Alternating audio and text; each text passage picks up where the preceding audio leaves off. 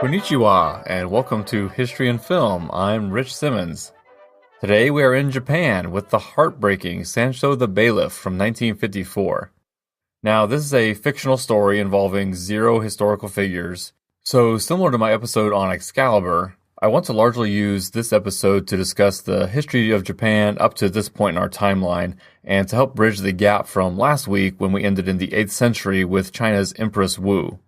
The 8th century saw continued expansion by the Muslims into North Africa and the Iberian Peninsula, that is modern Spain and Portugal.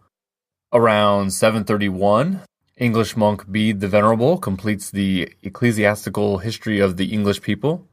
The following year, Charles Martel of France defeated the Muslims at the Battle of Tours, halting their expansion and solidifying both Martel's power within France and France's power within Europe. If you don't know the name Charles Martel, you have likely still heard of his grandson, Charlemagne.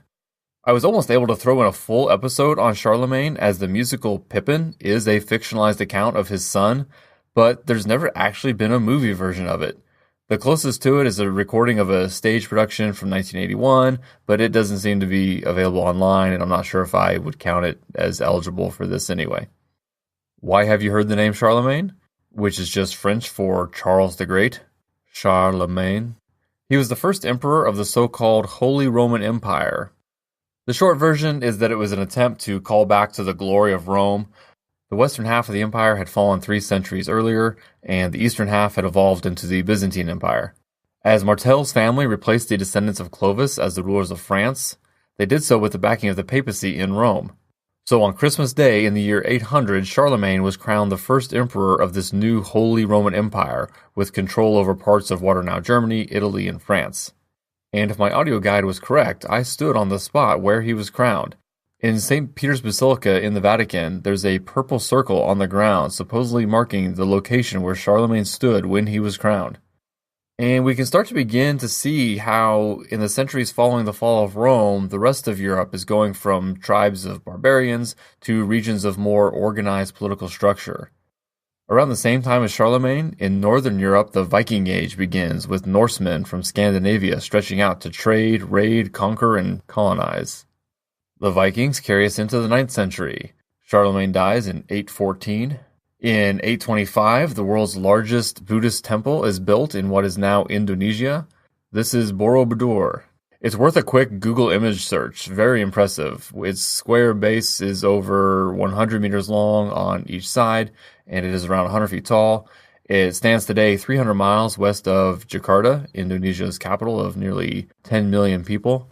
If you want to look it up, check the show notes, and I've written it in there so that you can not have to decipher how to spell it from my pronunciation. Back to the Vikings. A little later, one of their settlements on the coast of Ireland will become the city of Dublin. And the Vikings butt heads with the English, who were led by the man often considered their first official historical king, Alfred the Great. Alfred signed a treaty with the Vikings establishing Danelaw in the north of England, a Scandinavian-controlled region that further influenced the developing culture and language of England. Alfred the Great died in 899, and we can jump into the 10th century. Again, remember that the 10th century begins with the year 901. The Viking ruler Rollo of the Norsemen established the Normandy region in northwestern France. And there's a connection here that I hadn't really thought about before. Norse, Normandy, connected as well through the Vikings to Norway. The Normans will become very important for us here in another century, and we'll discuss them in great detail in a couple weeks. In 927, the Kingdom of England became an official political entity. Its king went from King of the Anglo-Saxons to King of the English. This was also around the height of Muslim Spain. The Caliphate of Cordoba lasted from 929 to 1031 before descending into civil war. Icelandic explorer Leif Erikson was born in 970. At the turn of the 11th century, he would help establish the first European settlements in North America. In 979, China is reunited under the Song dynasty. The so-called 4 great inventions of China were either developed or improved upon during the Song dynasty. These inventions are papermaking, which we've mentioned in a past episode, printing, gunpowder, and the compass. It was around this time that the Chinese realized the gunpowder they had been using for their fireworks for a couple centuries could also be used as a powerful weapon. Before guns or cannons, they initially used the powder to turn arrows into mini rockets called fire arrows. It was during the Song dynasty that magnetic compasses were first used for navigation. Paper, again, was the oldest of these Chinese inventions, but the Song dynasty was the first government in the world to issue paper currency. And in printing, the Chinese here were using movable type 400 years before Gutenberg would invent the printing press. Basically, China developed the idea of using reusable and rearrangeable blocks of text for transferring ink to page. Gutenberg developed the way to print those pages way faster. The Song dynasty overlaps with the Heian period in Japan, which is when our story today is set. But let me rewind to see what's been happening in Japan this whole time. You may have heard of the Ring of Fire, a tectonically active border around most of the Pacific Ocean. Going counterclockwise, you can draw a relatively smooth perimeter around it from the Andes Mountains in South America, up along Central America and Mexico into California and the Cascade Mountains of the Pacific Northwest. Turn west along the bottom of Alaska and follow that over into Asia, down across Japan, the East Indies, and down around over to New Zealand. What's the commonality? Earthquakes, mountains, and volcanoes. Japan actually consists of over 6,000 islands, more than 400 of which are inhabited. They run for nearly 2,000 miles, roughly north-northeast, just off the coast of Asia. Wikipedia claims Japan has 40 active volcanoes and roughly 1,000 earthquakes each year. Humans seem to have inhabited the islands at least 40,000 years ago. Similar to what we saw with the British Isles, lower Ice Age sea levels made it possible to just walk across to Japan from the mainland. And you may remember from our episode on Hero, there's a legend that a sorcerer sent by the Chinese emperor to look for the elixir of life never returned and helped colonize Japan. Japan first appeared in Chinese written records in the 1st century CE, and again, similar to Britain, Japan just lacks the long written historical record of, say, a China or Egypt. Around this time, the Japanese were beginning to rely more and more on agriculture, and they imported bronze and iron tools and weapons from China and Korea. During the 3rd through 6th centuries CE, Japan slowly went from scattered kingdoms to one unified kingdom ruled by the emperor. There were emperors before this time, but again, the land was far less unified.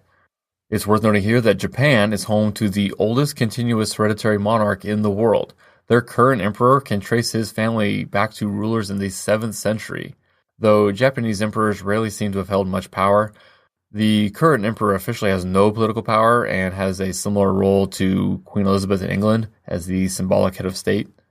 Anyway, the 6th century also brought Buddhism to Japan to go with its native religion of Shintoism, and unlike what we've seen elsewhere, there doesn't really seem to have been a big conflict between adherents to the different faiths. In fact, they were largely kind of assimilated into a single faith. I don't really understand Shinto, but basically it seems to be a collection of rituals focusing on reverence to ancestors and things of the past. Japan has also long taken pride in being the place in the world where the sun first shines each day.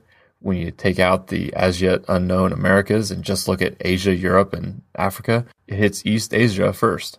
Indeed, the Japanese word for Japan means the origin of the sun, and we often hear it as the land of the rising sun.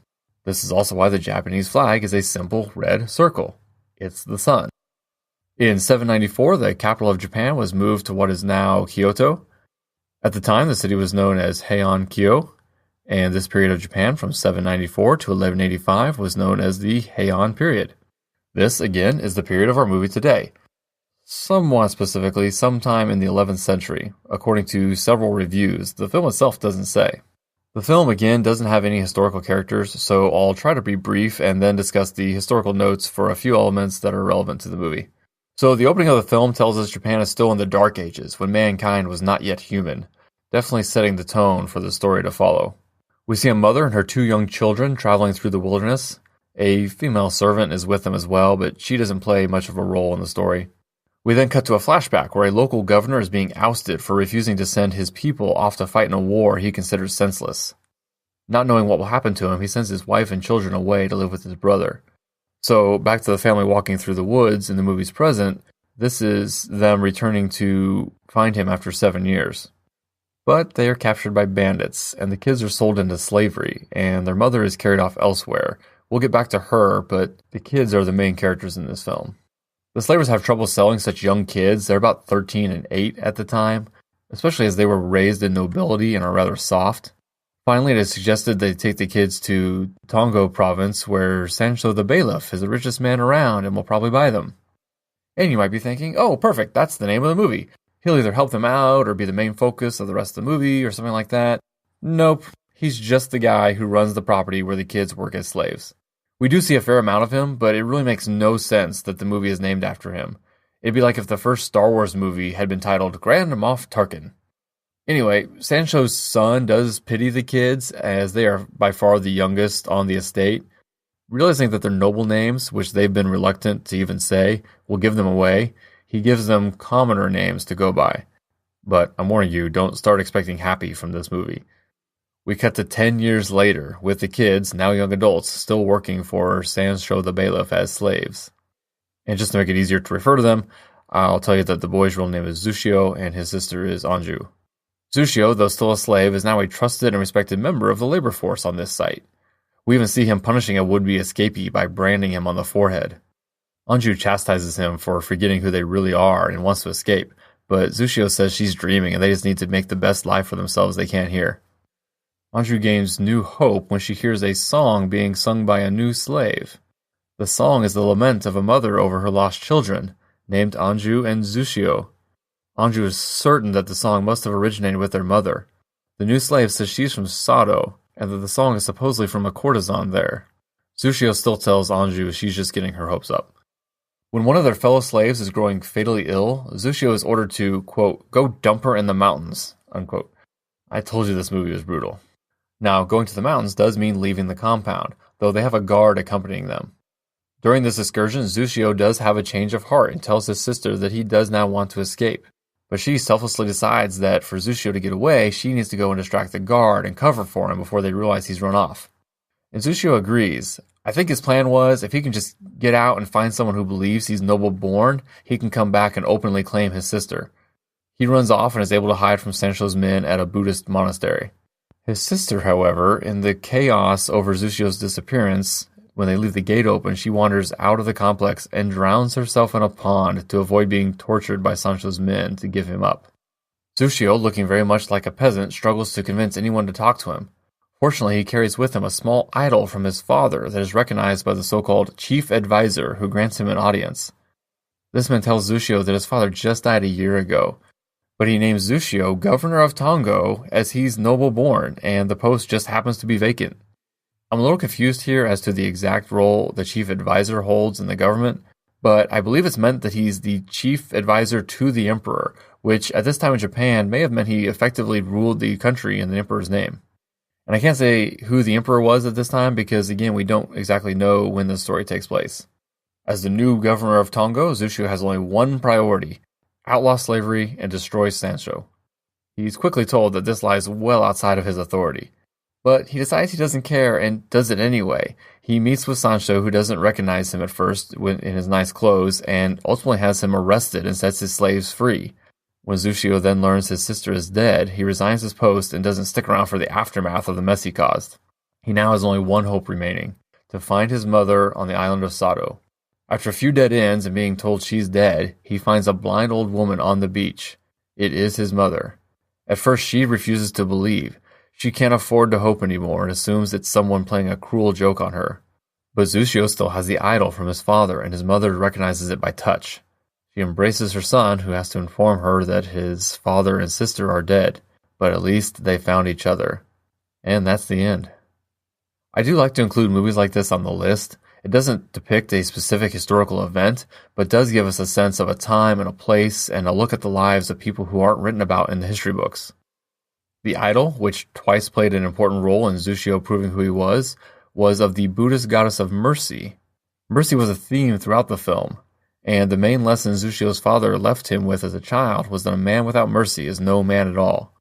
Finally, slavery in Japan was a formal practice for over 1,000 years before being outlawed in the year 1590. Elsewhere in the world around this time, the Chola dynasty in southern India was at its height. They had a strong navy, giving them influence, stretching into parts of what is now Thailand, Malaysia, and Indonesia. With 13 critics weighing in, Sancho the Bailiff maintains 100% on Rotten Tomatoes, with 90% of audience members agreeing. It's dark, but powerfully emotional. I do recommend it, and you can rent it on Amazon. Next week, we'll stay in the 11th century and travel the world from England to Persia, with a young man hoping to learn the advanced healing arts of the Islamic Golden Age. Sir Ben Kingsley stars as his wise teacher in 2013's The Physician.